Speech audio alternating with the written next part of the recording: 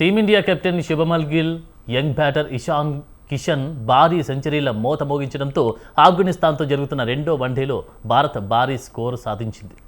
Ekana stadium వేదికగా జరిగిన మ్యాచ్లో 49.5 ఓవర్లలో టీమిండియా 402 పరుగులకు ఆలౌట్ అయింది. గిల్, ఇషాన్ కిషన్ శతకాలు బాదారు. రోహిత్ శర్మ ఆకట్టుకున్నాడు. ఆఫ్ఘన్ బౌలర్లలో కరోటి 4, రషీద్ ఖాన్ 3, సలీం సఫీ 2 చెరో వికెట్ పడగొట్టారు. టాస్ ఓడి బ్యాటింగ్కి దిగిన భారత్కు ఆరంభంలో ఎదురుదెబ్బ తగిలింది. ఈ మ్యాచ్లో తుది జట్టులో చోటు తప్పించుకున్న యశస్వి జైస్వాల్ విఫలమయ్యారు. రెండో ఓవర్ చివరి బంతికి సలీం బౌలింగ్లో పెవిలియన్ చేరాడు. వన్ డౌన్లో వచ్చిన గిల్తో కలిసిన మరో ఓపెనర్ రోహిత్ శర్మ స్కోర్ బోర్డును నడిపించారు. ఈ ఇద్దరు మంచి రన్ రేట్తో ఆడారు. రోహిత్ బౌండరీలతో హాఫ్ సెంచరీ దిశగా దూసుకెళ్లారు.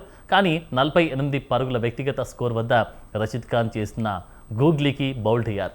దీంతో రెండో వికెట్కు 87 పరుగుల భాగస్వామ్యానికి తెరపడింది. రోహిత్ అవుట్ అవడంతో క్రీజ్లోకి వచ్చిన ఇషాంత్ తొలుత నెమ్మదిగానే ఆడాడు. అప్పటికి గిల్ హాఫ్ సెంచరీ చేసేశాడు. అయితే తొలి 48 బంతుల్లో 45 పరుగులకి బాదిన ఇషాన్ తన తర్వాత రెచ్చిపోయారు.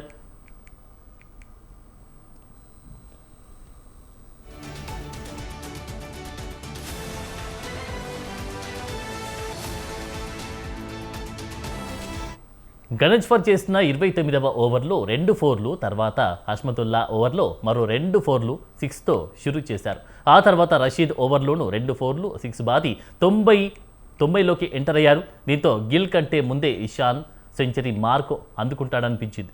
అటు గిల్ కూడా బ్యాట్కు పని చెప్పాడు. ఈ తరుణంలో ఇషాన్, గిల్ పోటీ పడి మరీ బౌండరీలు బాదేశారు. 33వ ఓవర్లోనే ఇద్దరు సెంచరీలు పూర్తి చేశారు. గిల్ 77 బంతుల్లో, ఇషాన్ 71 బంతుల్లో 100 మార్క్ అందుకున్నారు. సెంచరీ తర్వాత అదే జోరు కొనసాగించారు. కానీ 37వ ఓవర్లో 2 సిక్స్లు బాదిన ఇషాన్ మూడో బంతికి క్యాచ్ అవుట్గా వెనుతిరిగాడు. మరోవైపు గిల్ 150 కూడా పూర్తి చేశాడు. అతన్ని కటోరి అవుట్ చేశాడు. అయ్యర్ 26 పరుగులు వేగంగా ఆడే క్రమంలో అవుట్ అయ్యారు. కేఎల్ రాహుల్ డకౌట్గా కాగా గుర్నూర్ 3 పరుగులు చేశారు.